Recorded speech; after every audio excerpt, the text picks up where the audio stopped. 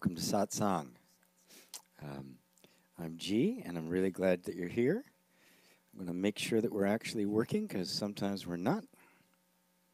Sometimes things don't go quite the way we expect them to.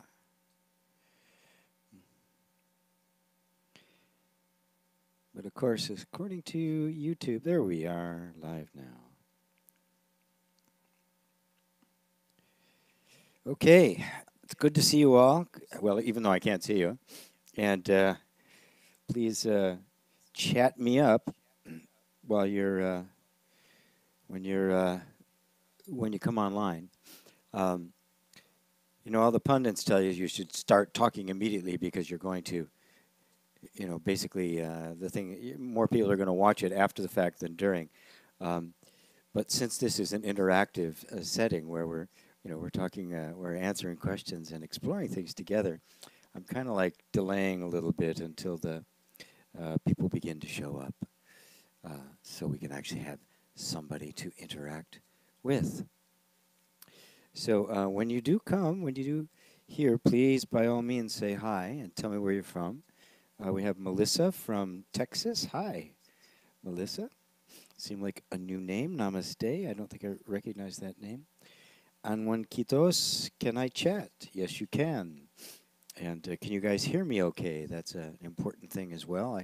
Everything appears to be working okay here. Greetings from Athens. Yes, that's really great. This is so cool. Texas and Athens so far. Greece is on one of the high up on my list of places to visit. So Dagang is from California. Hello, Dagang. So good. Pam from Norfolk, UK. Namaste to you.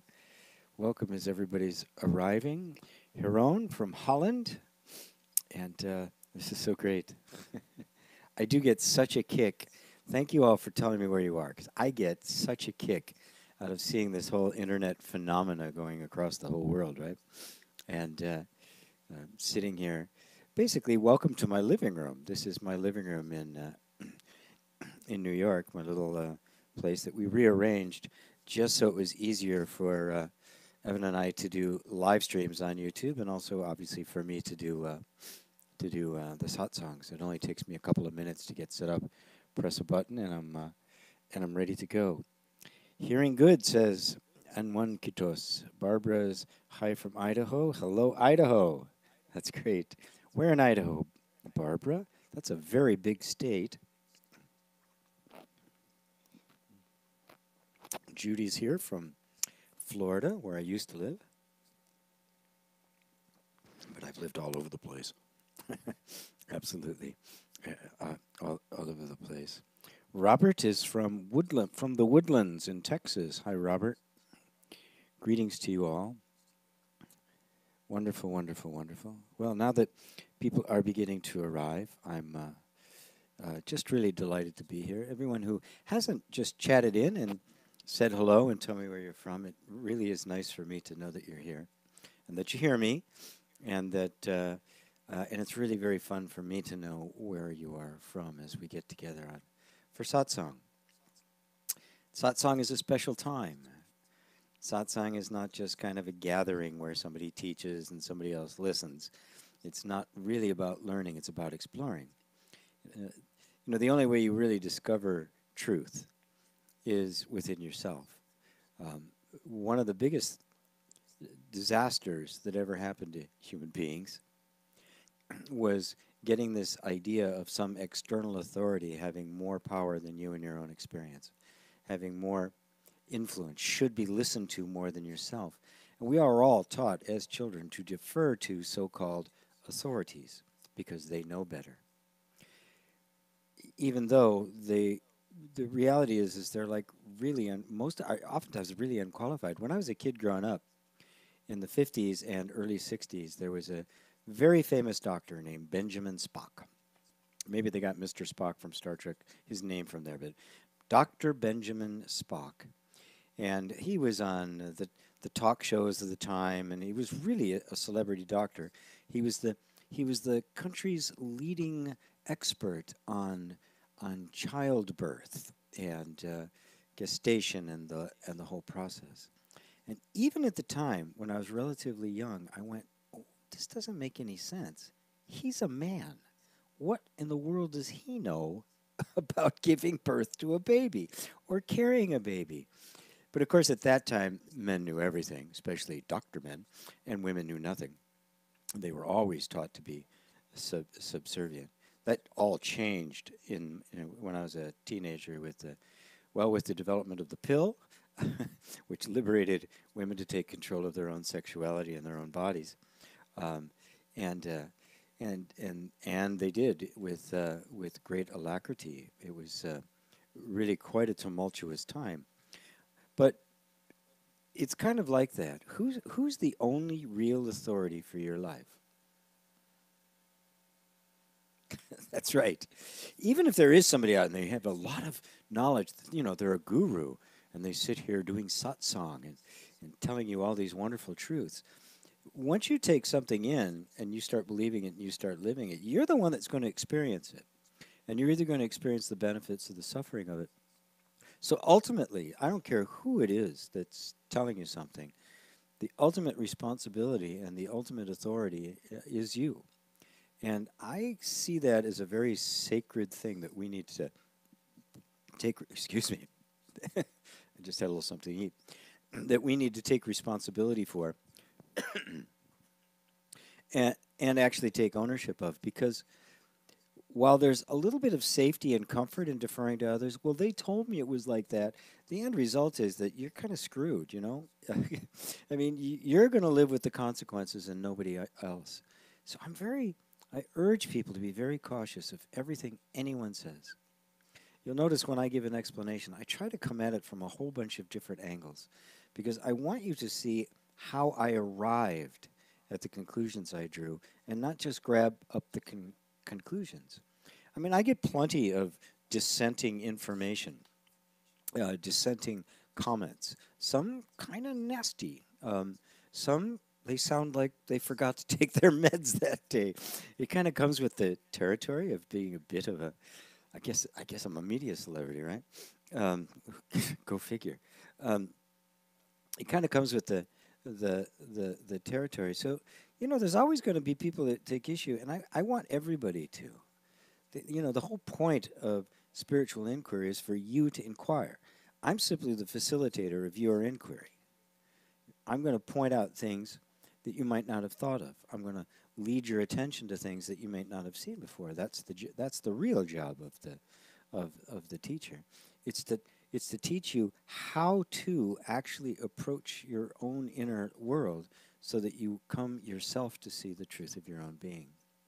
That's what it's about. When I was in college, I had one teacher.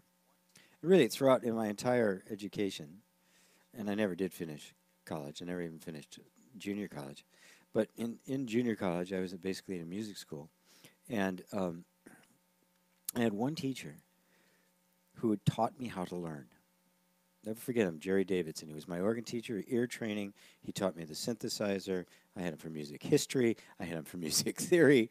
I mean, I just ate this guy up, and he just taught me how to learn something, how to approach something, how to make it your own.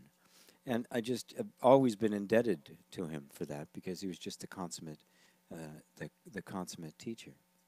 So, as always, I welcome any question you have about anything. It doesn't necessarily have to be about non-duality or some great spiritual quest, because the reality is everything is about non-duality and the great spiritual quest.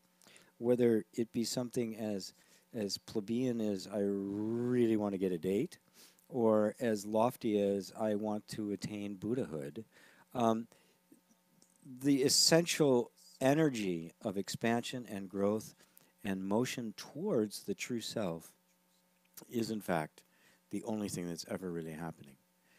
So you may think you have a desire for more money and a new car, but what you really have is a desire to know the self, the true self, your true being, the true self, which is you, which isn't to deny the car.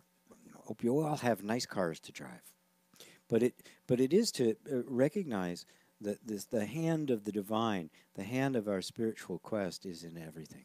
It is the actual single motivator that is moving everything in your life. So, let's see.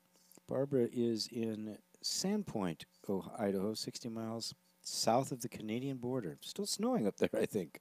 The Chosen One is here. Hi. Sarah says, Sarah, who's in Paris, says, it's Sarah from France. Heron helped me figure out how this works. Very, very good. Thank you, Heron. And Juan Canedo, Anwan Quitos, I guess it's a one in there. I have a question, please. It's important to me. Good. I want to ask if you know where the memory and decision-making is taking place. Is it happening to brain or to Atman? Well, it depends on who you ask, right? If you ask a neurologist, of course, or a physicist, or a biologist, it's happening in the brain. It's a process that's happening in the brain. I don't see it that way. I don't see anything is actually happening in the brain. At best, the brain is a very fancy switching mechanism for moving stuff around. But as you see the model of consciousness, as the consciousness only model becomes more deep for you, you'll see that the brain is just an idea. It's a thought. It's a concept. The whole body is just a thought. It's a concept. And it isn't anything that is objectively real or substantial. So all decision-making is actually happening within consciousness. Even if it were to originate in a brain somewhere, the actual experience of decision-making happens where? Not outside of consciousness, does it? Right? Everything happens within consciousness. Now, when you say the Atman, which is Sanskrit for the soul, the beingness, or even actually the self, that is to me the same as consciousness, self-awareness. It isn't there's me and an Atman. There's not a functioning brain and then there's this functioning consciousness. Me and Atman and the self are all one. So you are experiencing decision-making and what was the other word you used? Choices? Yeah. Memory, decision-making. All of those are just a flow of thoughts that you are experiencing. So examine them closely and see. Because the origin of them, now let me put it this way. To see that the vehicle, the focal point, the place of all experience is consciousness.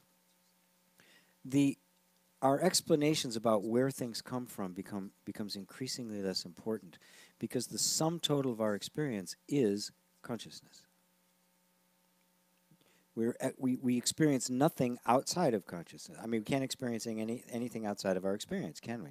Experience, by definition, is consciousness or the Atman. And so we are witnessing the process, the series of thoughts that we identify as memories, series of thoughts we identify as now, so the thoughts we identify as associations that we connect to other thoughts, and like attracting like and all that. All of that is happening within this realm, this universe of consciousness. The way that helps you is to recognize that all you need to know about anything is what you have right here in consciousness. There's no extra mystery out there that you have to kind of solve, no great unknown. You're sitting right in smack dab in the middle of all knowing. And then you'll see that memory is simply something we've identified. We have a thought. We say that thought represents an event that took place in the past. You don't really know if that's true, right? We could be under the illusion of having memories and not, right? Because there's a very strong conviction that, oh, this has happened to me before. But that, too, is nothing but a thought. It's about the thought you just had. So we can dismantle memory to see that memory is quite untrustworthy. Matter of fact, it is untrustworthy. It's been demonstrated that what we call memory are little snippets. We don't remember all the events. You know, people like to say every single event in your life you know is tucked away somewhere. It's not true. The mind is much more efficient than that. It doesn't bother storing everything, right? It simply stores little meaningful snippets. And then, because what the mind really does is create stories, is that when you call it forth as a memory, it takes the snippets and in real time, right then and there, creates a story about those snippets, and we call that a memory, and believes it to be the actual event that took place. But everybody's had the experience of remembering something, and then 10 years later remembering again, and oh, you know what, that's really what happened. Right? Well, what shifted? Did the event change? No. Only our perception of it changed. So memory is completely untrustworthy. I like to say that memory is always revisionist. It's always revising history. And it's always a perception of history, an interpretation of history based on right now. So you can't rely on it. It's not very useful. As far as decisions are concerned, the experience, look really closely at the experience we have that we call decision making. And you'll find that there's competing thoughts, and then suddenly a thought will pop up and say, I'm choosing that, I'm deciding on that. And then the next thought, or a bare minimum, a couple thoughts later, will be the thought, I chose that. You're going to notice that decisions happen all by themselves if you really look closely at it. And that the deciding thought is there's nobody there deciding. Matter of fact, you could check it out for yourself. I invite people to do that. I invite people to take any decision you've made and trace it back to when the decision was made. Notice that there was a thought, I'm going to do this, or a feeling or an impulse in that direction. And then see if you can find yourself making that decision. Actually, I think I'm going to decide this, right? The decisions are spontaneous. If you can understand that your memories are faulty and your decisions are spontaneous, life becomes really easy because it's all just happening. Is this clear? Is this clear? Is it too much too soon? Am I going too far too soon? It's kind of fun. So I hope that covers it. I got to scroll back here a little bit for you. On one Kitos. Vicky, hi from the UK. Hi, Vicky. Great to have you. Bill, namaste from Westchester. Bill, you're close to me in Astoria. Hi from Mexico, from Carla. Hello, Carla. Good to see you.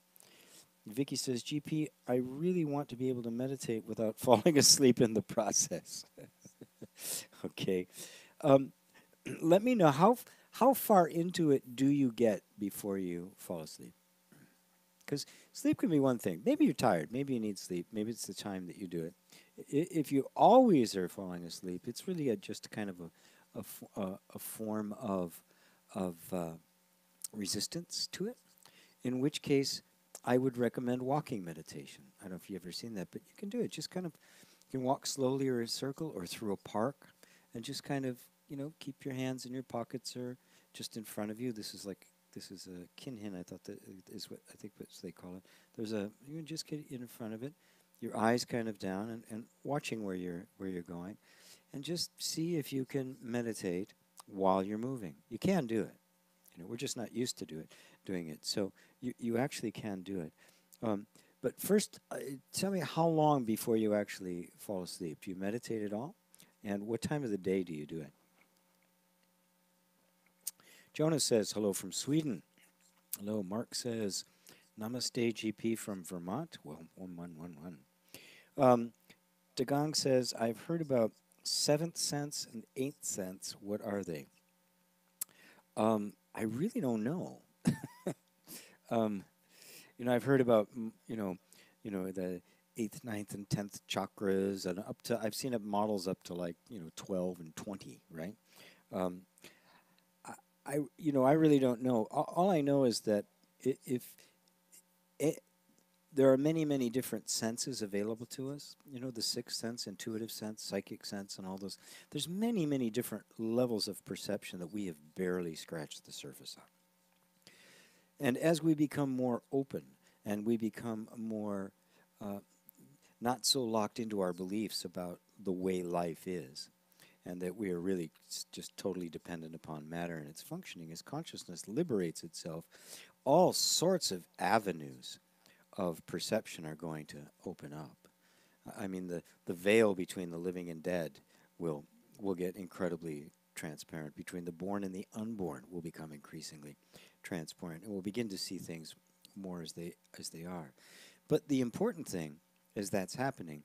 That's not as important as realizing that no matter how vast and how in how esoteric, how out there, how incredibly subtle and beautiful these different levels of consciousness and perception are, you are still the one perceiving it. The actual act, the fundamental consciousness that is aware of the new perception is the same one that's here right now. So while everything you are experiencing, including perception, is going to expand, and it will expand infinitely, there's no limit to it, folks. What you are is the essential consciousness that is experiencing it. You can't, a new perception can't open up to nobody. It only opens up to you. And the very fact that it can open to you means that you're bigger than it was. And so our content is opening. What we are experiencing continues to expand and explode in some cases. It has. Look at how the world has changed in the last 50, 60 years. Since I was a kid, oh my God. This is unrecognizable to the world I was born into. All of that is the expansion of consciousness. And yet consciousness remains the same. The whole point here is to bring you guys back to who you are. And you are that consciousness. And you could just notice it because no matter what happens, you're perceiving it. So that perceiving is always there. It's always the constant. It never changes. And then you can just 6th, 7th, 8th, 10th, 100th, a millionth sense. Let them keep growing. It's just more delight for the consciousness that you are. Poppy, hi G. I'm here as usual. Thanks for being here, Poppy. Good to see you. Remington, my man. Hi GP, how are you? John Raptor, nice. Jonas asks, I have been encouraged to teach. I've had such a calling for many years, but not felt ready due to all the shadow work that has been going on. Did you feel completely ready when you started? Let's see. No. It just kind of happened. Excuse me while I sip on my little concoction here of almond milk and coconut oil and coffee and chocolate tea. All right. I won't do that, Mark. Let's see. No, I didn't feel completely ready, but I didn't really think of it that way. I was a little bit impulsive. You know, I just kind of do stuff. I just kind of followed my gut, and so I did it, and I just found it expanding. And then I found that the more I showed up, the more that happened. You know, I mean, I don't know what I'm going to do when I start these satsangs. I press the button and I see what happens. But something always shows up because I'm simply making myself available for the inspiration to come. And I trust that the inspiration will come. So I don't think anybody's actually really ever ready to teach. I think it just kind of happens. If you're feeling a calling, the other question I'd ask is, okay, you feel a calling and people are encouraging you to do it. So obviously you exude a certain confidence and authority and competence about what it is you're teaching. Maybe it's even about spiritual things like this. Believe me, the inner work is never going to be done, okay? If you wait till the time that you are a perfectly enlightened master before you share anything you have to share, you will wait for a long time. You could very well wait for your entire life. You don't have to be a Buddha in order to teach something, in order to share what you have. If the person you're talking to, if you're in 3rd grade, you have the authority to teach a 2nd grader. And then both of you can move up together. Because remember, it's an exploration. For me, learning how to do this is learning how to create an environment in which someone discovers for themselves the truth of their own being. That's not the same as getting up there and spouting information. It's a much more refined and subtle level of engagement.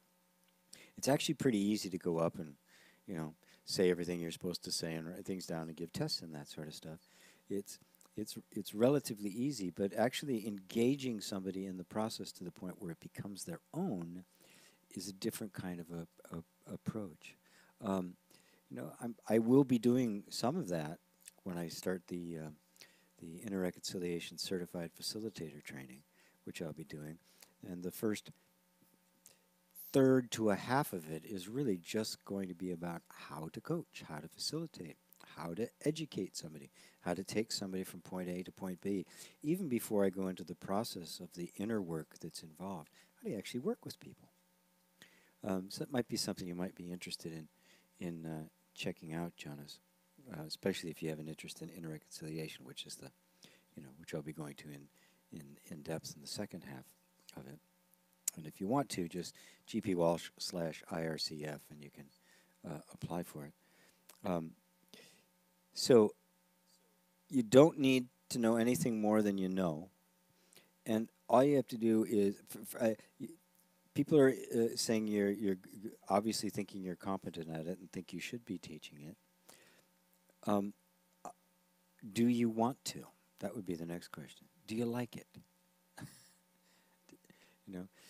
When feeling called can feel like a noble sacrifice.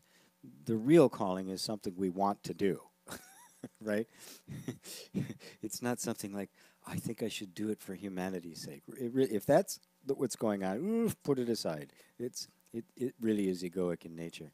But if it just kind of happens kind of spontaneously, and it feels really good, and you like doing it, then by all means do it. Because oftentimes you will discover in the process of teaching that you awake to the very shadow that you yourself have been hunting for a long time.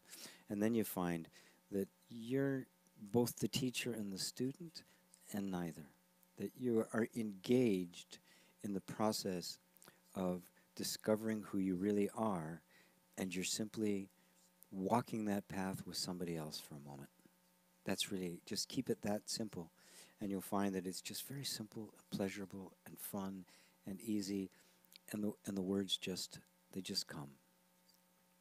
Does that help, buddy? Shamila, did I say that correct? Shamila, or Shimila? Hi from Amsterdam. Hi, very, very good to have you. More people around the world. And Anwan Kitos, thank you very much, GP, for answering my question. You're very glad. Was it satisfying? Did it help you? I got it. No worries. Good. Good. Ivan, hello from Bulgaria. Hello, Bulgaria. This is great. Thank you for your very helpful and clear satsangs. Thank you very much. I'm glad they are. Just to kind of add to what I was talking about is being a teacher. I'm going to let you all in on a little secret. I'm not a teacher. I just say whatever comes to my mind. That is, in fact, what I do. The hardest thing for me to do is to organize my classes where I actually have to have an outline and follow some kind of a plan. Those of you who have been in my classes know that I don't do it very well, and the class everybody gets what they need. But especially something in certified facilitator training where there's some important things that people have to grasp. It's the hardest thing in the world for me to do because it's not my nature. My nature is just do this, sit here and talk, sit here and answer questions, sit here and kind of feel the energy of the question. Get the question behind the question, and then just kind of let the energy, let the spirit, channel, the fifth dimension master or something like that, so that you get the answer that actually satisfies your heart. So they end up being clear satsangs, don't they? And you know what, folks? Sometimes you and I are hearing these words for the very first time. We're both going, wow, I hadn't heard of that before. And it happens all the time. And actually, sometimes it happens, I'm alone, and I'll be just kind of mouthing stuff. People look at me funny, but, sometimes the voice has something to say, and I listen. I know it sounds a little strange, but but there it is. Mark C. has a question. Was listening to a teacher recently who advised that to deal with thoughts we strongly identify with, to bring in a strong dose of self-compassion, the use of metta in Buddhist lingo. Your thoughts? Yes. Yes. Yes, yes, and yes. Self-compassion, which is self-acceptance, self-love, allows things to be the way they are. When you stop fighting with strong thoughts, they're not strong. Right? Did you follow that? Strong is only your perception of it, right? So there's this thought, maybe it keeps coming, or it's very loud, or feels very, very, very aggressive. Unless there's an energy in you that wants to get rid of it, or make it be quiet, or push it away, it's nothing. It's just the thought. Okay, this one's louder. This one's a little bit more rambunctious than that one. But unless you create a schism between you and it, and turn it into something that shouldn't be happening, then there's no fight. There's no struggle. It's not strong. You make it strong by your perception of it and your interpretation of it. The thing that people in most spiritual traditions miss is that there's this idea that somehow your thoughts are supposed to behave, that you're supposed to make them do a particular thing. And then we get really wrapped around the axle trying to make them do that, finding that we can't. And of course, because that energy of aggressively trying to make something into something else, well, isn't that really just kind of the sum and substance of resistance? Doesn't that, I mean, if somebody's trying to push you into some kind of a form you don't want to be in, do you like go, okay, and you just kind of go along with it? Or just, hey, wait. You know, compassion is the only way. If you may have heard me say before, unconditional love is the only thing that has ever healed anything ever. Everything is to get you to that point of total compassion, to get you to the bodhisattva state, where everything is okay just the way it is. You let humanity be what it is. You let thought be what it is. And the moment you do, the fight is gone, the struggle is gone, the conflict is gone, and that's where the peace is. And then there's no suffering. And then it doesn't matter whether the thought's there or not, whether it's yelling at you or it's just whispering, because they do both. It doesn't matter what the feeling is. It doesn't matter what the circumstances are, because you're completely okay with what is happening. Does that help there, Mark? So, yes, you're absolutely right. I completely agree with them, as I do with most Buddhists, actually. Vicky, I fall asleep at the time. Oh, she was the one who asked before about falling asleep at meditating. I fall asleep at the time, all the time, regardless of the time I meditate. First thing in the morning, and I've tried in the day and the evening. A few minutes into closing my eyes. Okay, it is. Yeah. Given that you're not, chronic fatigue syndrome or something like that. Or that, this is a form of resistance. First thing is, I'd be very, very patient with yourself. Do you like fall asleep and stay asleep for an hour? Or do you like doze off and then find yourself coming back? If you're just kind of dozing off for a second and coming back, no problem. Just go, don't make a deal out of it, right? The meditation is more in the intention of meditation, which is simply to know who you are and to awaken to who you are, than it is in the actual form. So it's okay. Don't make never make a big deal out of anything, because this is just simply the way the system works. And meditation does actually have a relaxing effect on the body, so that if somebody tends to be more kind of, operating at a higher level that isn't relaxed, more levels of stress, sinking into meditation in the beginning can often trigger that. The body just lets go, and of course it wants to rest. But the other thing you can try is walking. Just stand up and walk in a circle, and see what happens. you may actually find yourself still trying to fall asleep, even though you're walking in a circle. But that's okay. You won't, because you're walking, right? So you just kind of keep moving, and there may be this heaviness throughout your body, but it's all right. It'll eventually dissipate because it can't distract you anymore, and you're not losing anything. Make sure you know that.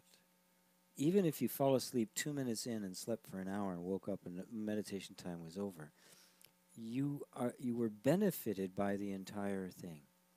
Remember, it's the intention. It's the opening of the heart. What we're seeking is to open our heart to who we are. That's the motivation, the energy of love behind the meditation, and that is always accessible to you. So you don't be concerned about it. Another thing you could try is to meditate with others. So oftentimes that helps with others around. There's another level of energy that helps you. You might even want to go to some like a Rinzai Zen center where if you're sleeping you get a whack upside the head. They don't let you sleep. I practiced Rinzai for a while, and it's pretty funny. But yeah, don't move. Don't. I mean, it's a very strict form. So there's lots of options. But the first thing is just completely forgive yourself. It's like not a big deal. I even know a Zen master, a good friend of mine, who's a Zen master and has been for decades. And he found himself after, 40 years, 50 years of meditation, he was falling asleep during meditation. And he was like, what the heck's going on? And he was like kind of hard on himself. And then he went, well, who cares? If I fall asleep, I fall asleep. And he completely let go of it. Guess what? Never fell asleep again. So really take the whole thing with a grain of salt. Folks, we're learning our path here. There's not some kind of great end result that we're all seeking, right? And we're trying to find our way until we get there. Every single moment is the path. What's the blessing in the moment? What does this moment have to share with me? What in this moment can I amplify 1,000 times and bringing it into my creative space and making it even bigger? So take that approach, and I don't think you'll have much of a problem anymore. Thanks, Vicky. Thank you so much. Barbro from Sweden. Hello and good night from Sweden. We'd really appreciate having these satsangs at least 1 hour earlier. Thanks. So at Sweden, it's what, 6 hours ahead? So it's like 10 o'clock at night? Yeah, I understand. I chose a time that seems, because if I have an hour early, then my poor friends in Australia, it's like anywhere between 3 and 5 in the morning. So I kind of want to, it's hard to find these times. And in the past, I've tried to change the times, and it just gets people confused. So I'm really sorry, Barbara. If I can find a time that works for everybody, I would. But we just have to make the world smaller.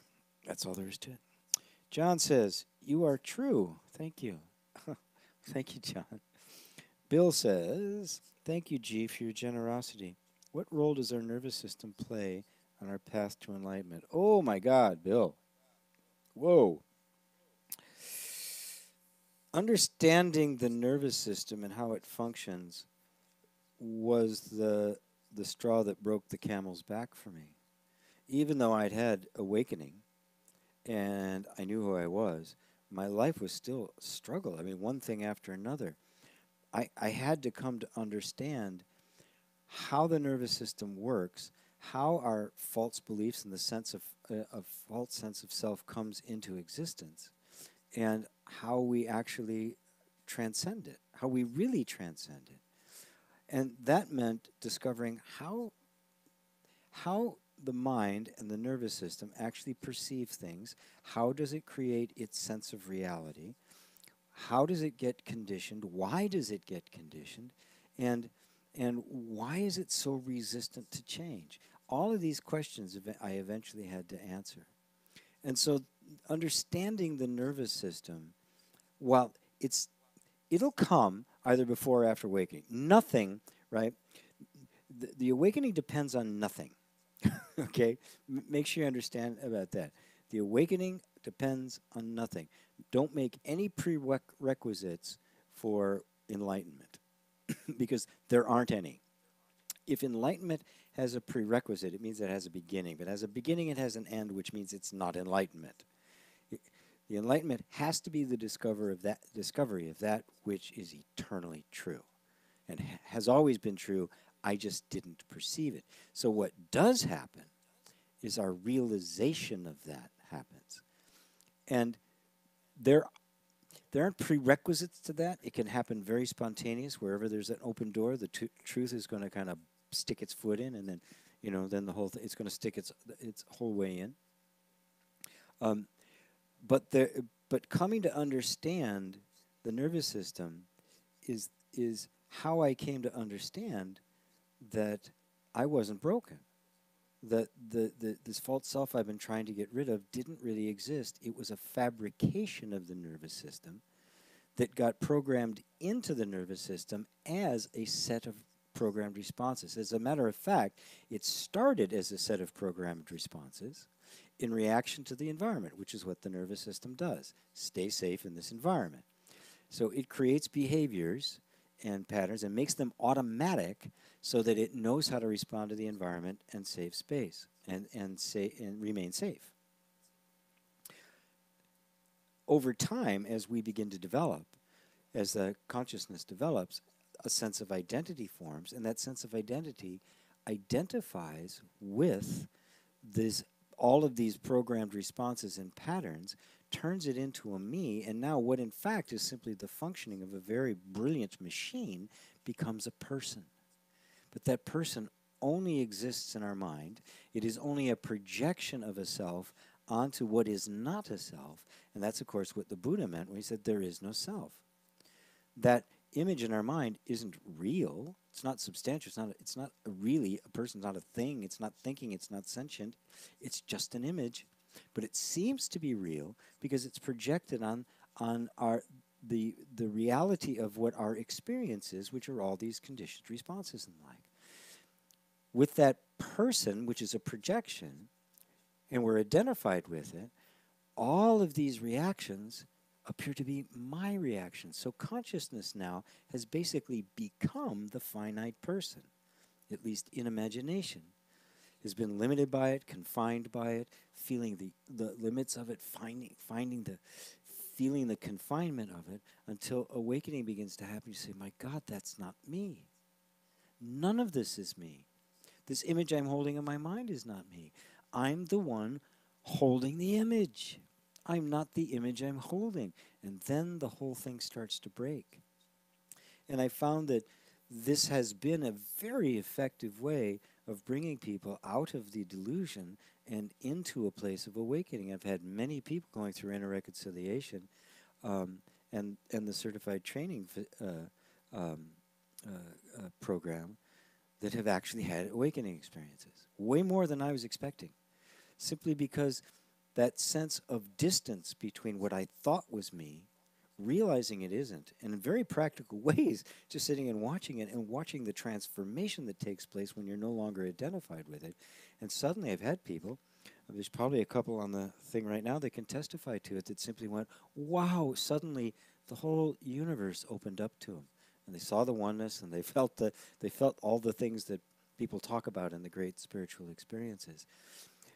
However it is that we find a way to disidentify with the sense of identity that we have, that we really believe to be real, will create the space in which truth can just interject itself. And that's when, poof, the whole thing begins, the whole thing dissolves. Never all at once. Well, not never. You never say never. But usually not all at once. There's more to be done in this. But then the process isn't so heavy. It's not like I'm trying to get somewhere. It's like I'm actually there, and I'm now purifying my environment. I'm not trying to get to enlightenment. I'm sitting in enlightenment, and I'm purifying my experience so that my experience begins to match my inner world. Is that clear for you, my friend? Yeah, great. Thank you. Jonas says, thanks indeed, GP. You're very welcome, Jonas. John, isn't enlightenment meant to happen in your life as everything else?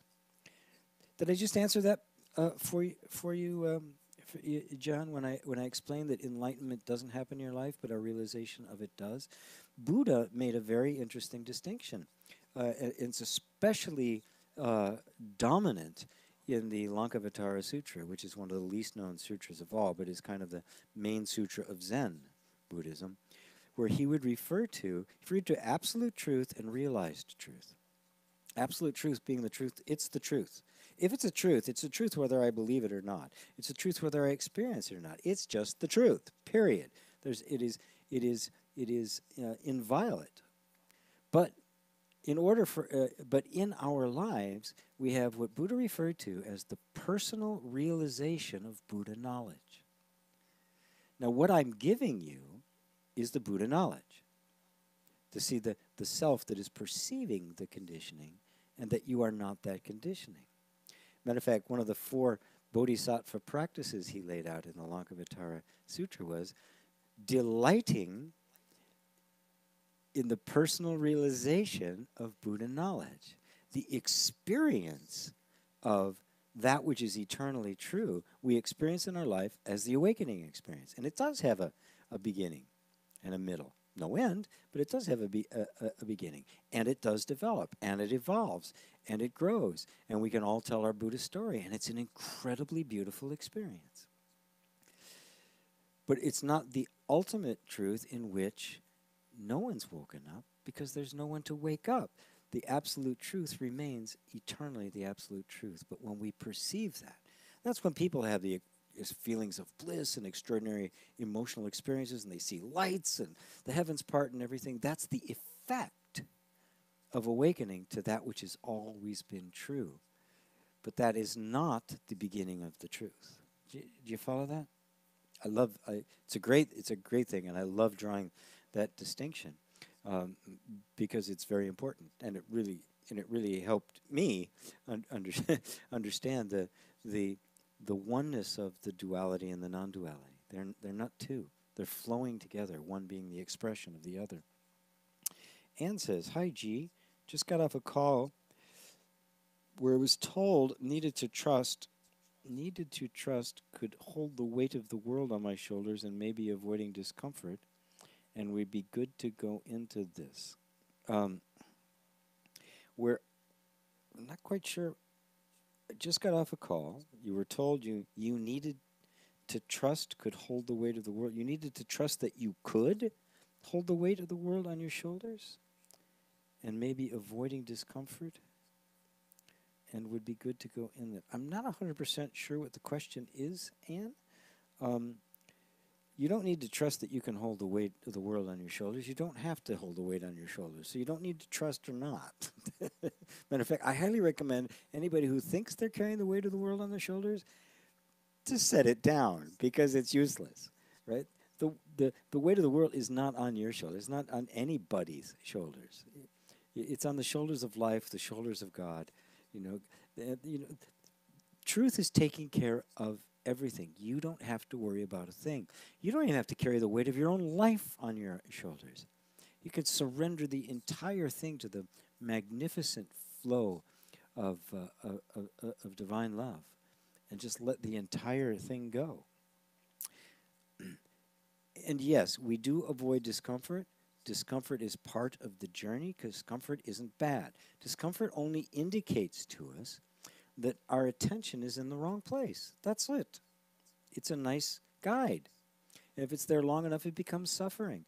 And the very fact that it is suffering and it sucks and we want to get out of it is a clear indication that we're in the wrong place. Turn your attention elsewhere immediately and start walking in the other direction. If you want to just avoid discomfort, you're going to create an imaginary sense of comfort where you should be uncomfortable. It's putting your hand in the fire thing. You don't do it. Maybe once. Whoa! You never do it again. You don't go back to there and say, stick your hand in there. I'm just avoiding the discomfort. I'm avoiding the discomfort. No, you're not. You feel the discomfort. Turn away from it. Now, that doesn't mean you try to Oftentimes, because the discomfort is deeply ingrained in us, the discomfort is an unwillingness to look at our own selves. That's, that is a form of resistance. And so we need to kind of be with that long enough to see what is it that we're uncomfortable with? What is it we're trying to, what is the truth we're trying to avoid, the truth we're moving away from? So it seems contradictory as once a discomfort, move away from it. But the discomfort can also be an indication that, let's put it this way, the discomfort can be artificially generated by the protective mechanism to keep you from looking at something that it doesn't want you to see. Some traumatic event, some loss, some grief that you haven't wanted to feel. And so to be willing to be present with it. But it's subtle because I don't want people to be indulging it. And I'd like people to start by just shifting your attention away from what's making you uncomfortable. Think happy thoughts, if you will. And because sometimes it is just a habit we have of assuming the worst, of assuming a problem. And we all have that. And if you can clear away all of that stuff that's really artificial, what's left, you realize, are very, very deep programmed responses that are uncomfortable with being exposed. If I've got a deep trauma that my nervous system has been laboring for years to keep protected, which means hidden, it doesn't want to be exposed. Or let's say I've got some deeply held belief that I'm not good enough, right? Which is kind of a primary one for everybody. That belief that got programmed into the system very early on that I'm not good enough is so terribly painful to actually be with that the energy system created a buffer to keep you from knowing about it. And so instead you're striving for success, you're trying to compensate for something much more subtle underneath. But and then the sense of discomfort, like I've got all this stuff. I've had these successes. I've acquired these things. Something's missing. That sense of discomfort is something to pay attention to. You go, something's missing here. What's missing? And the journey within gets started. So I hope that is better. I hope that answers it better. So, Eli. Hello, Eli. And he just made some kind of symbols here that I have no idea what they mean. You're so esoteric, man. I don't know what those mean. Tilde, tilde, tilde, less than sign, 3, tilde, tilde. Must be some secret code. Mark C. So clear and concise, GP. True freedom is giving up the ghost and live in that acceptance with love. Yeah, give up the ghost. That is a beautiful way to put it. Because that's how they said Christ did it. He gave up the ghost and then he just totally surrendered to whatever's going to happen. And he didn't really know what was going to happen, by the way. So, Remington, my man, how do you go deeper into your wellspring of awareness? You can't get any deeper. You're it. There is no deeper, right? When you're looking at it from the point of view of experiencing it, it seems as though I'm deepening my awareness, but what really is happening is simply you're dissolving the illusions. You are the awareness. You are the depth you're trying to get to. You really can't get in any deeper. You're it. The buck stops here, right? The simple consciousness, the simple awareness of everything, which you are right now. Are you not aware of my voice? That's the awareness. Is there anything more subtle than that? Is there anything underneath that? Is there another awareness that's aware of that? Well, then that's it. That's the end. There's no place to go. Folks, that's it. It's the end of the search.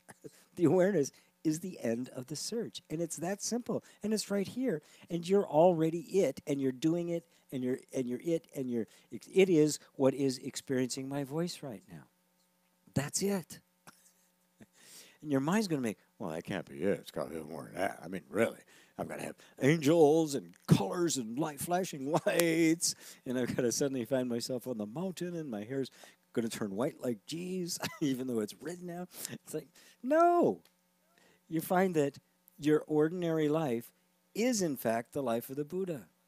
As Buddha himself said, the ordinary human being is the Buddha. It's not that your life becomes the Buddha. You see that your life has always been the Buddha. You go, oh my God, it's always been this. That's where that feeling of relief and laughter and crying and laughter and crying at the same time, all these things, the emotions that can come with that. But it really is that simple. Okay, there's more discussion. I understand that it is infinitely deep. Well, it's inexhaustible in what it can express.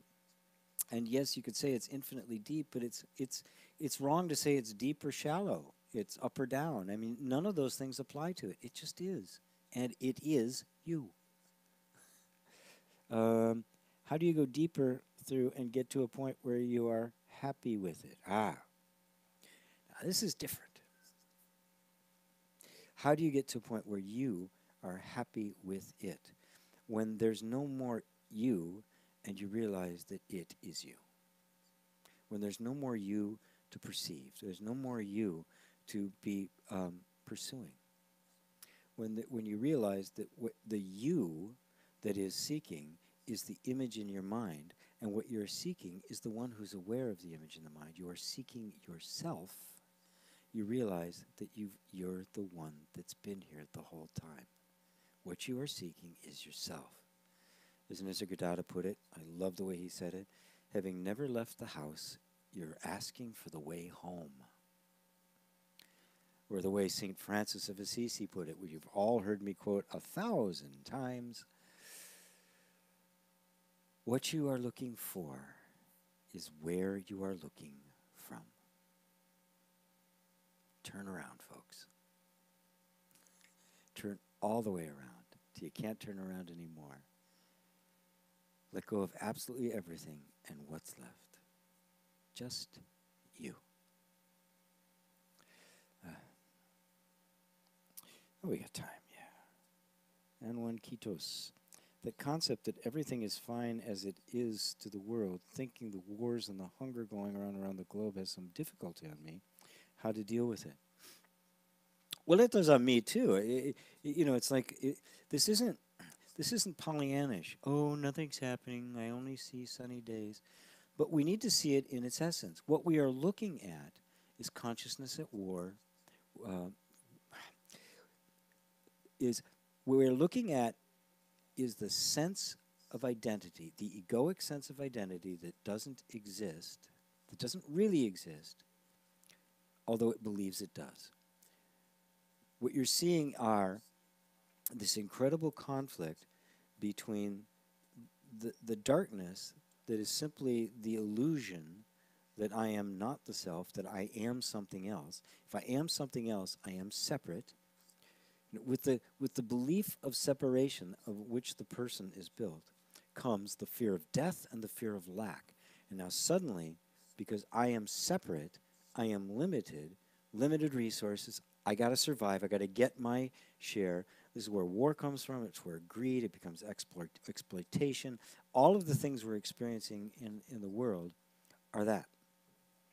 Now, first you must rid them in yourself. You must uproot all of those in yourself. But look around. While you're seeing all of the cruelty and the brutality and the utter stupidity that's going on. Matter of fact, I know that there are some countries, and the Scandinavian ones, we have some people here from there, which are actually intelligently managed. But most of the countries, especially this one, are insane. They've gone off the deep end. They are absolutely ideologically insane. Right? It is the ego on steroids. But at the same time, look what's happening. You're sitting in a satsang anywhere in the world discussing, exploring the truth of being. Now, folks, 20 years ago, this didn't happen. This didn't exist. People had no idea what this was. This kind of truth, nobody had heard of it. If you were lucky, you ran across a book in some place, or the bug to go to India, bit you. or you met one of the very few people around, or some of the Zen masters that came to the United States and Europe and other parts of the world from Japan and China. Almost nothing, right? So while on one hand you see this explosion of egoic stupidity, you're also seeing this explosion of light. It's here, believe me. The awakening is happening, and the more the awakening is taking place, the more consciousness is waking up, the more exacerbated this is going to be. It's yourself. You get some kind of new idea, you can feel resistance, right?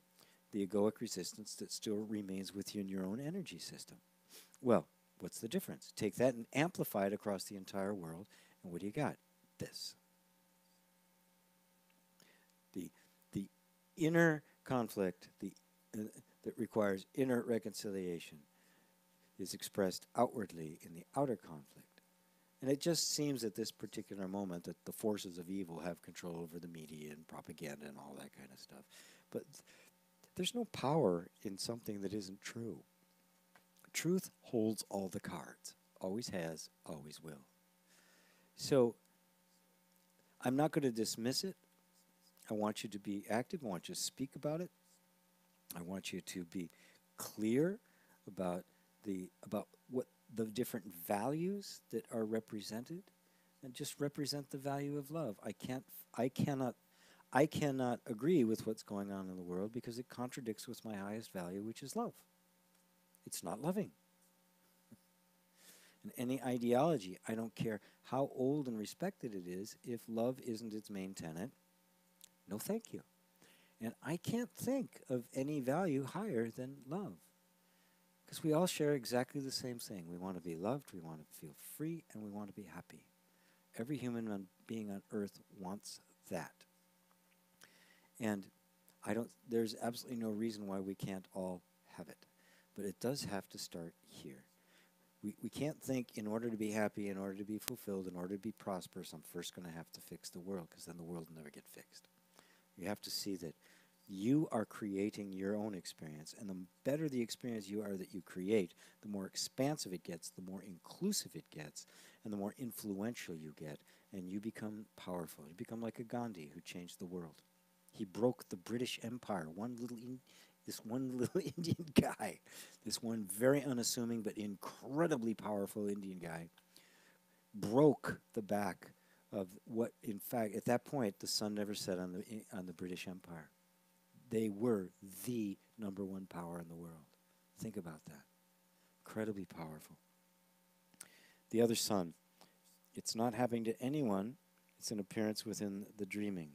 Yes, it's all washed out, just like a nightmare. You wake up and you realize it was just an appearance. Intense? Yes.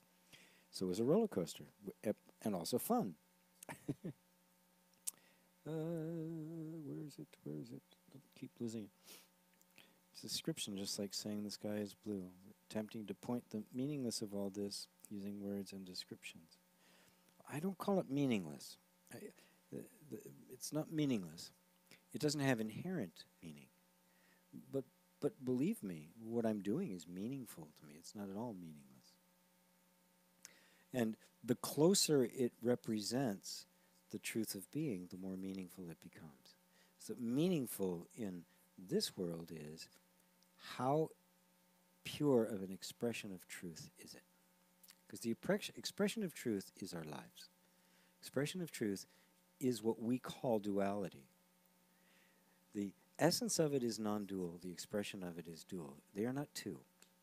It's not that there's this non-dual world we have to get, or the dualistic world we have to get rid of.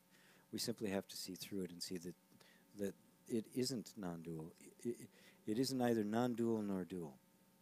It simply is. And the one expresses itself as the many. The one is the all. And then you see that everything nothing has inherent meaning. Everything has the meaning of the moment. And it inherits that meaning in the moment.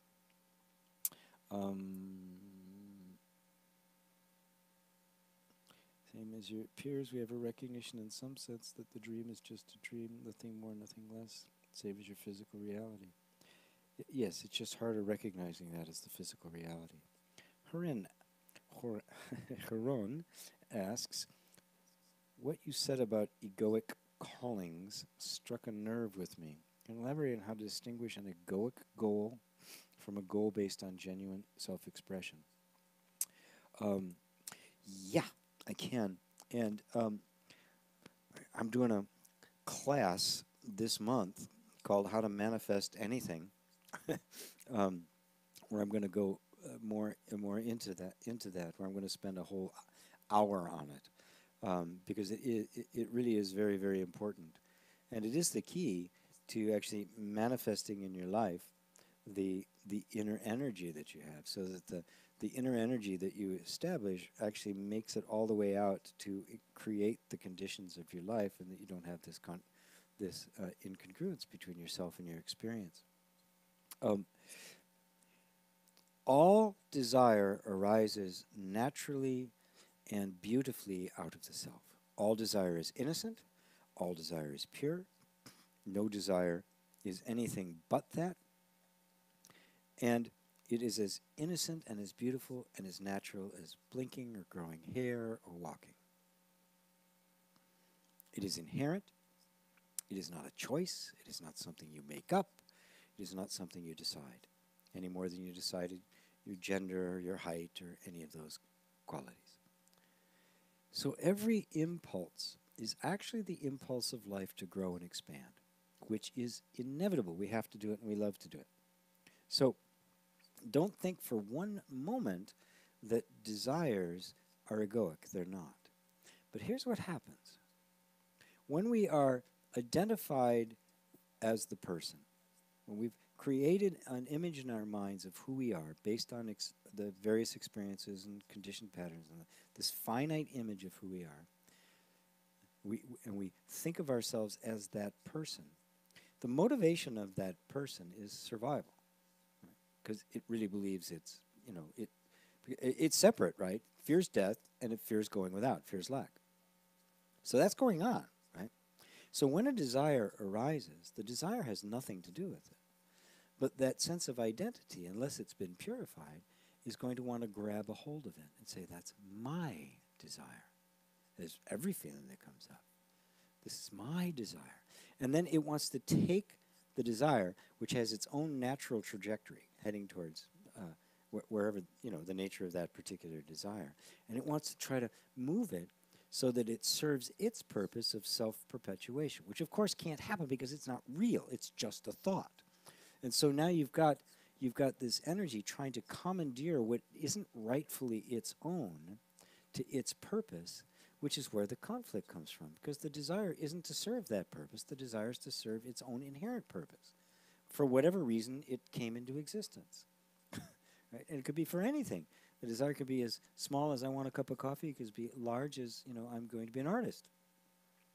I have this incredible impulse to dance. I mean, it could be anything, right?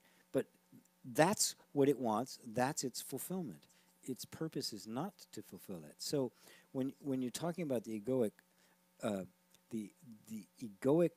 goals, the egoic goals are always, there's one mission of the ego, and that's to try to make itself feel safe and stable, which it can't do because there's nothing there, because there's nothing safe and stable about it at all.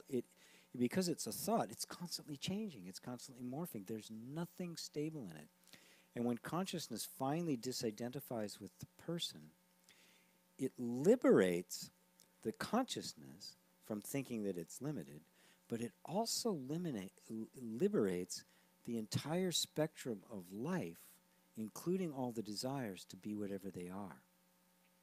It isn't a desireless state. It's a state of not wanting.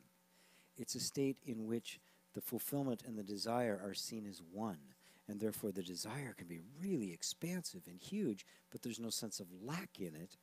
There's no sense of egoic, of an egoic nature in it, and therefore there's no fear about it. And then it takes on its own life. And so the entire range of human experience actually gets liberated. The you that you are being now, GP or Ron or whoever you are, that gets liberated because it's no longer trapped by the person. The full range of expression that is the human being is no longer confined to this narrow little petty thought that was simply created in response to the environment of being unsafe, that just constrained its natural behavior and then begin to think that it is somebody. And awakening is when you awaken from that. You're, oh, I'm not that at all. And then that awakening sinks into everything, and everything gets liberated. Everything gets liberated. And I mean everything. Life gets liberated. So all of the things that you're desiring, it's not like you're going to suddenly not have any desires, you just sit around and ohm all day. Your desires are actually going to get bigger and juicier. But they're going to have no fear in them. They're going to have no conflict in them. They're going to have no suffering in them. They're going to have no attachment to them. You're just going to really enjoy watching the desire grow because you don't even know where it's going. It's like when you, like a baby, you have no idea what it's going to be. You're just loving the baby. And then you love the 1-year-old and the 2-year-old and the 3-year-old and the 4, and on it goes. But you still have no idea where it's headed. In fact, you never will, because, you know, you'll probably die before it does, right? So, you know, you'll see it to a certain point, and then you're gone, and it's going to continue, because it's this ever-unfolding thing. But every moment that it unfolds, you just delight in what, oh, my God, it's that. Oh, my God, that is amazing. That's beautiful. That's what it means to be a liberated, awakened being. It's not dry. It's not monochrome. Right? Thanks, Ron. And when Kitos, don't we have the duty to make the dream pleasant? Yeah, you can't make a dream pleasant. Let me try to clarify that. This is important. You can't make a dream as long as you are attached to the dream. Making the dream pleasant is going to be futile. It's going to be a futile endeavor because you're trying to make the dream pleasant in order to be happy. When you wake up, you discover the happiness, and the happiness makes the dream pleasant. Yes, because the dream is only thinking that what you are experiencing exists independently of you. That's the dream. That's Maya. The moment you realize that what you are experiencing is nothing but a reflection of your own being, and that consciousness isn't in any of it, who you really are is that which is aware of it. Now, everything that is experienced is still here. I emphasize this all the time because people don't get it. I'm going to wake up from the dream, so all of this is going to go away, and none of this was real, and the world wasn't here, and the universe wasn't here. Where am I going to be? What's going to happen? There's going to be this blankness and darkness and nothing. No, all of this is here, but it's no longer seen as a material, objective, self-existent thing. You see it as yourself. And all of a sudden you go, damn, I'm big. Look at this. I'm not only big, I'm expanding. The self just relishes in itself. And so the dream goes, but nothing is actually in the dream. The dream is a misperception of reality. And the heart and soul of that dream is believing that I am a limited, finite self. Are you seeing this, folks? Nothing gets lost. You know? Are you in love with somebody and you become enlightened? You're still going to be in love with them. Are you going to like to dance after enlightenment? You're still going to like to dance. Nothing really changes except you no longer see it as being something out there to grasp. You see it as something in here to cherish. Time's getting to be a little bit more time here. Mark, I'm coming into the realization that in my post-awakened place, there are plenty of echoes in my nervous system that come up all the time. And it's okay if it does. Thank you. Yes. God, that was a stumbling block for me for so long. I think it was you who asked earlier about the role of the nervous system, Mark. If not, please correct me. But I think it was. And yeah, you're making the point. Post-awakening, once you've had an experience, even if it's not the full-blown I'm a Buddha now experience, we can become so distracted and actually kind of being brought down to the point where we even doubt our own experience.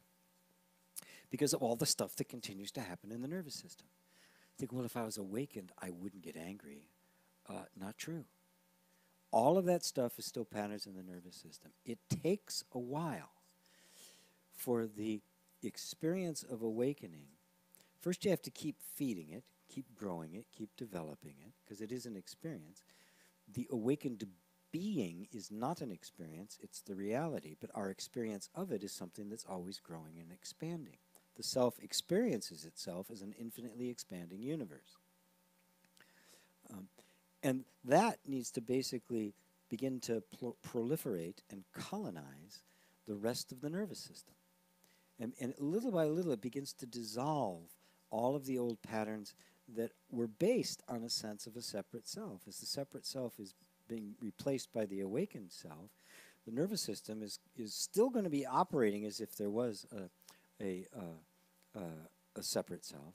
But little by little, as you're really clear and hold to the vision and be really patient and really loving and practice it in reconciliation, which is my way of managing that, that the nervous system begins to adjust, and it begins to start implementing and identifying with the true self. And so it goes from the vision that explodes your mind, from knowing it. It goes into start feeling it. You start feeling it in your body. You see the effect that it has on everything. And eventually, as it moves through the nervous system, you're living it. And that's what it means by the word becomes flesh. The truth is lived. The truth is not something that is lived. It is not an idea. It is not a concept. You are the truth. Everything about you is the truth. That's the sage. There's some... Okay, that can happen, but that would be a dream duty. Okay. Puppy New. Namaste from Arizona. Hi, Puppy New. So, in other words, it doesn't matter. I think he's giving that message to N1 Kitos. It just happens just these guys. But matters to the people who are in war now. Yes, it does. There's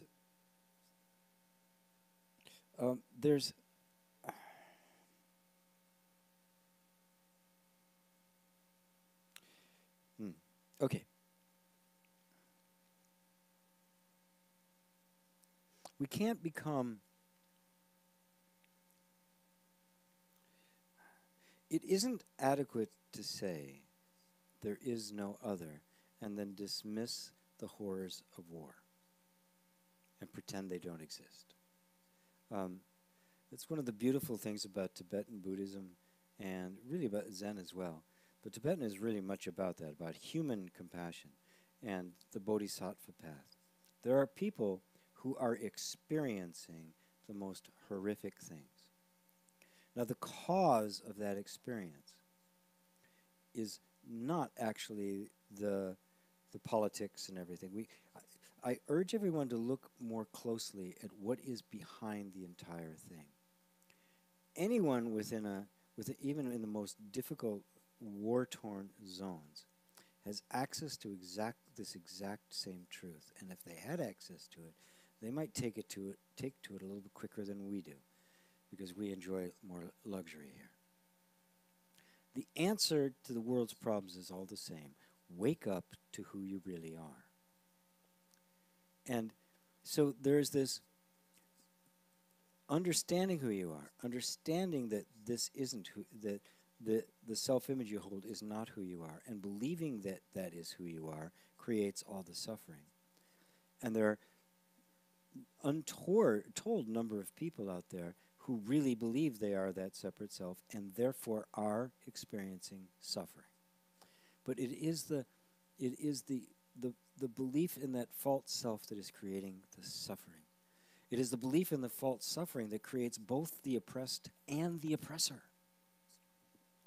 That belief in lack, I said, when the sense of a separate self is created, two things happen: the fear of death and the fear of lack. Right? That fear of lack doesn't just express itself in poverty; it expresses itself in extreme wealth, greed and poverty are two faces of the same coin, the belief of lack. On one side, people can't get enough. On the other side, people are hoarding as much as they possibly can because, I don't know, they're clever, they work the system better, they invented the system, so they can. So they're hoarding. Well, why would you hoard if you knew that there was an unlimited amount? If you really recognized that being was inexhaustible, that there was nothing other than that the nature of being was infinite and had no limits on it. If we really knew that, why would you hoard anything? So both the oppressed and the oppressor are coming from the place of a sense of lack, and both need to be awakened. We tend to want to vilify one side, which is easy to do. When somebody gets that kind of power and they abuse it, yes, it's easy to vilify them. But they're suffering under the same erroneous illusion that everybody else is. You see, we're waking up from both sides of it. And as you awaken, your job, as far as I'm concerned, is to awaken others. That's your job. That's the Bodhisattva vow. That's the Zen path. That's the Mahayana, the great vehicle. For many, I'm awakened, so I am free of all this. I'm feeling okay. That's all I want. I'm ready to go into nirvana. I want to let all of this go. In Zen Buddhism, they refer to that as the arhat. It's the one who seeks enlightenment, just wants to enter into nirvana. But Buddha made it very clear that that's not actually the last step. That the one who really sees through it is completely willing to return to humanity and take on the sufferings of the world. That's what it meant when Christ took on the suffering of the world. He was the Bodhisattva. So he wasn't taking this, and I'm going to be liberated from it. He's saying, I'm going to liberate all beings. And that is a mixture of liberating our own sense of who others are, taking more and more of what we think is other and bringing it inside into ourselves, taking the sufferings of the world upon ourselves. That's what Christ did. Don't do it too quickly. Take your time. And liberating all beings. That's the Bodhisattva vow. Suffering beings are numberless. I vow to save them all. And so there's this awakening that is a complete liberation from everything, but then it folds back into a complete acceptance of everything, and then you become the Bodhisattva, which is the step before Buddhahood. So I hope that clarifies it, because you have to have both sides of the coin. Most Advaita teaching these days is all the emphasis on the Vedantic side, which is all about attaining enlightenment, and there's no other, and there's no self, and all of that kind of stuff, which is true, but it's missing the heart. And the heart side is really Tantra. It's the living of the truth in this world. And both are necessary. One without the other. The Tantric without the Vedantic becomes sentimentality and nothing but pleasure. The Vedantic without the Tantric becomes intellectual and cold and really, even though it doesn't believe in itself, gets lost in self-interest. What I'm trying to show you is the middle way, the way of the Buddha, the way of the sages, that is neither this nor that, but moves freely between the two. As Nisargadatta said brilliantly, he said, to know that you are everything, nothing is wisdom. To know that you're nothing is wisdom. To know that you are everything is love. Between these two, my life flows. This is where we live. You're not stopping anywhere. You are not Vedantic, you are not Tantric, you are not even in the middle. You are doing this. You're constantly flowing. And where you flow to and what gets expressed in the moment is completely dependent on what circumstance you're in. So I'm always here to emphasize the great heart of truth, not just the great mind. So, Puppy New, that is the key, finding a way to disidentify. Easier said than done. No. Oftentimes it's easier said than done, and then the mind and the nervous system say, oh, it's easier said than done, and they'll make it harder than it actually is. It just takes consistency and persistence, and it's not hard. It just takes a willingness to truly remember and to truly challenge our assumptions. And when the mind speaks, you go, that's not really true. It may feel true. I used to believe it's true. It's not really true. And it's not hard to see what's true. And if I stick to that and I just hold to that, that will permeate your nervous system. It will. And eventually the whole nervous system will begin to reorganize around that principle, and you'll find that, in fact, it has always been easy. Hey, GP, what do you think about virtual reality? I think we're all in it all the time. Until we realize, when we realize it's virtual reality, that's awakening. If you're talking about the technology of virtual reality, again, you know, we're going to have this, there's an explosion, there will continue to be an explosion of the capacity to create reality upon reality. Virtual reality gives us the ability to create a reality. We're all still kind of agreeing that this one here is the baseline that we all have to function together, because this is where we eat and take showers and make love and stuff. And so we can visit all these other places, but this is the touchstone, and none of them are real. They are experiences. Have fun. Be an amusement park. You know, 3D imaging with sensory experience. Virtual reality will be an amusement park. The thing is, because the experience can be so total, our minds can be tricked into thinking it's real. But that's exactly what happened here. So, remember, the only key, I don't care whether it's here or in virtual reality, reality is you, the one experiencing it. Look for the constant through them all. If you look for the constant, you'll find reality. If you look for the changing, you won't find it. You'll find the changing. And you can change it, and every day we have more control over what we can experience.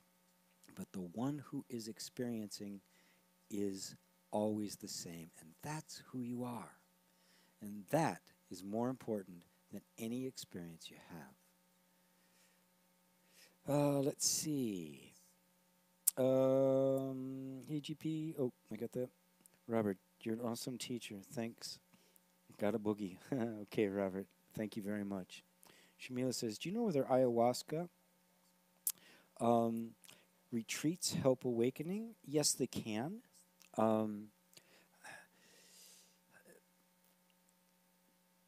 One of the things that ayahuasca, if it's in the hands of somebody who's really good at facilitating, or a genuine shaman, they are a way of opening a door. They're a way of kind of like breaking down the barriers that kept us from it, that are often very difficult to break down just through our everyday life and experience, even through treatment and psychology and things like that.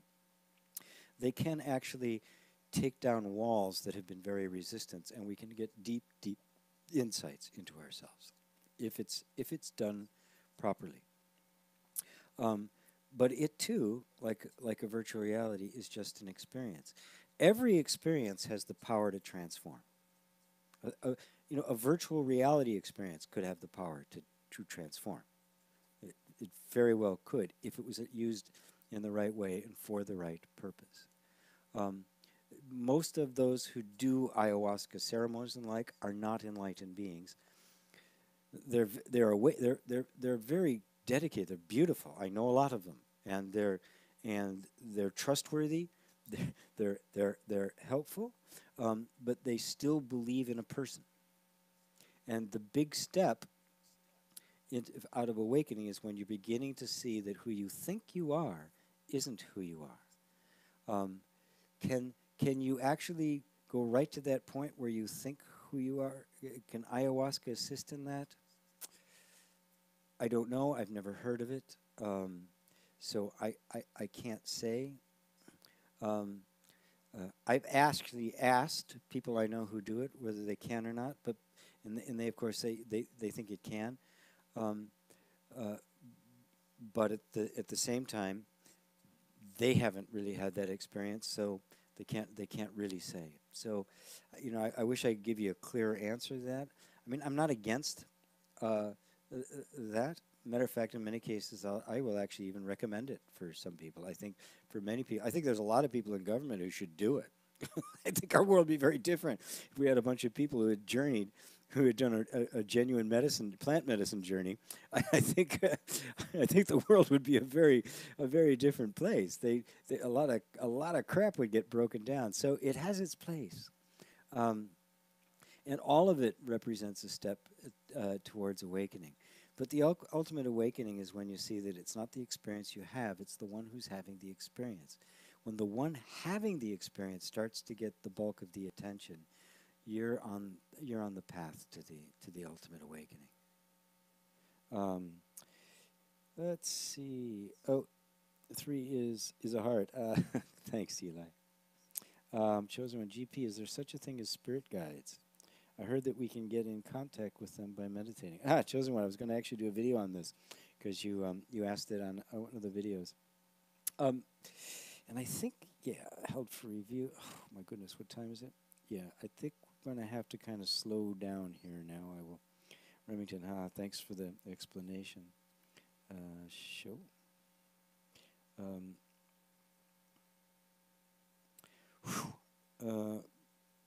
Question after question after question. Is there such a thing as spirit guides?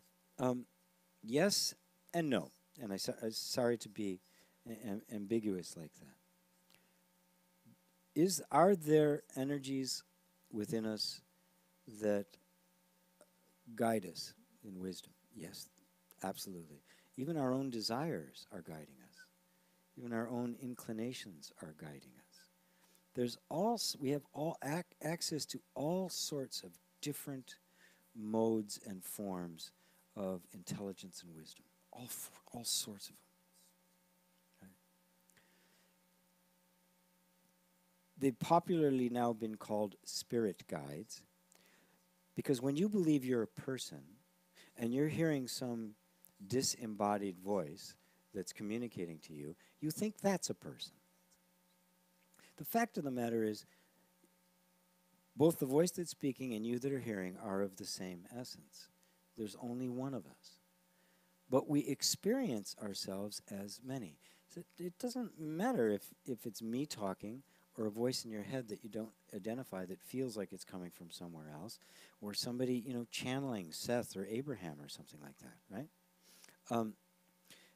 It's all coming from the same place. The actual intelligence behind it is one intelligence.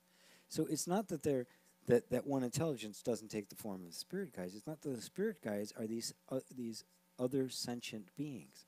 So, yes, how do you contact them? Well, first off, you believe that there is inside of you a deep wisdom that wants to communicate to you and will find any way that it can. Sometimes that spirit guide is simply your own impulse. The spirit guides are your own thoughts. Any thought you have that's true, you can consider the spirit guide. But because some of them you're identified as you and some you identify as other, you call it a spirit guide. This is such a bigger world than you guys think. This inner world is just like vast. And it can appear as anything. It could appear as a chipmunk, right? I mean, I've had experiences, where a bird flies. All of a sudden, the strange bird flies by me and lands by me and sits and looks at me. It's a spirit guide. There's something, the energy of life, of truth, of God is communicating. And so you're experiencing it as an other, but in truth, it's the self. And the more you're identified with the self, the less you'll need labels and things like that. But that doesn't mean it doesn't stop happening. Of course it does. The very first, deepest experience I had, the most transformational experience I had early on in age was, you've probably maybe heard my story about my night on the bridge. And it was a voice, a very loud voice that was speaking to me and put me through a process that finally brought me to this point of pure light and awakening and healed years of pain and sorrow in an instant and transformed my life in a couple of months. I always wondered about where that voice came from, and then I realized that it was really inside, although it was appearing outside. Look, the guru, the teacher, is actually inside, not outside. The real gurus will tell you that. I'm you. You couldn't hear it from yourself, so something had to come from the environment that was acceptable to you that you'd hear it. So if it comes as a guru, you believe the guru turns you back inside and you realize you've been the guru all the time. That guru within is what they call the Sadguru. If it's a spirit guide, it's a spirit guide. If it's an animal guide, it's an animal guide. Who cares, right? It's the wisdom of it. Does it speak the truth? Then it's the self, because there's only one truth, and it's all coming from the same place. Did that help you, chosen one? Okay. I'm getting exhausted. It's 5:35, so I need to, because all these questions that I'm seeing here now are all big ones.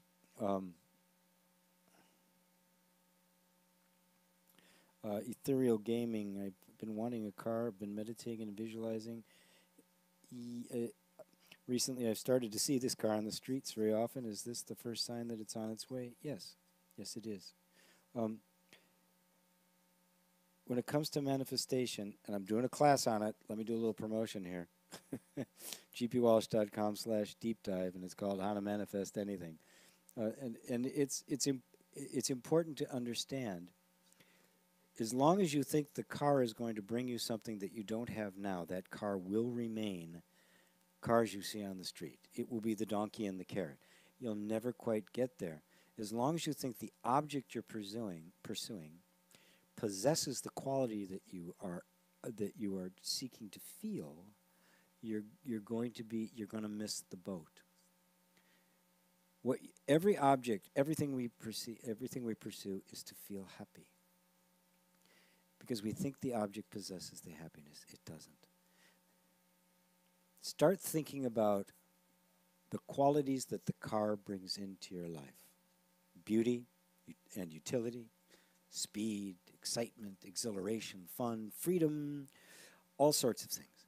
Think about all of those qualities and then start embodying those qualities now in your life. Start living them. Start being the very thing the car represents to you. Be the world, be the change you want to see. Become those qualities, and the car will manifest as an expression of them. But before the car does, you'll see other examples. You'll see other stuff coming in from the environment that matches that energy, that matches that energetic signature. And you'll recognize, that's that, that's that, that's that. And then you'll see, because it isn't like I'm going to visualize and then I'm going to get the car. What I'm going to do is I'm going to start embodying that which I desire. I'm going to start, you could say, raising my vibration. I'm going to start living in accordance with my own desire. I'm going to start feeling this desire. I'm going to start feeling what I believe to be in the car, and I'm going to start finding it in myself. And then it will start having an effect on the environment and bring more and more stuff into it. And eventually, if it turns out you really do care about the car will show up. But really be engaged in that process. This is why the law of attraction doesn't work for most people. And think, okay, I'm going to visualize this, I'm going to hold it, I'm going to try to raise my vibration, and then the car is going to appear. And they miss the joy of the whole journey, because the whole journey is freedom. And what's freedom? The ability to generate any state internally that I want, irregardless of what's out here. So if I want a car, I generate the car feeling. I generate everything the car is associated with the car. I'm free from the car. The car can come and go, and I don't care because I'm free. Do you see that? God, it is so important. And then the whole pressure comes off the manifestation, all of the stuff I got to do, I got to hold tighter, and you realize that success to God is not getting what you want. Success to God is being happy. That's it. The only goal of life is to be happy. That's the ultimate goal of life, and it's not in things. It gets amplified by things. It doesn't get attained by things. Do you get it? Okay, guys. Whew. There's like a whole bunch more. I just can't field them all. I look forward to a time when we can do this live. Your actions go a bit longer. I can go back and forth. I mean, live and in person, which I'm trying to do. I'm hoping that I can get enough support, sell enough classes, or get enough support on Patreon that I can take this on the road. So any of you who are really enjoying this and want to contribute anything, even a buck, patreon.com/GP Walsh helps me offset the costs, and maybe you can get a studio someday so I can have an apartment that I just live in, which would be really, really good. But it'll also help me grow it and expand it and start doing some really other interesting things with it. So patreon.com, patreon.com/GP Walsh. Okay, that's it. I got to stop for today. Thank you all. As always, it's just such an honor to be able to share this, which is the most precious thing in the world to me, that I get to share it with you, and I see the effect that it has. So I'm so grateful that it's having a profound impact on you, that it's making you feel lighter and happier, and that you're getting a clarification that's going to serve you for the rest of your life. Thank you all. I love you. Namaste.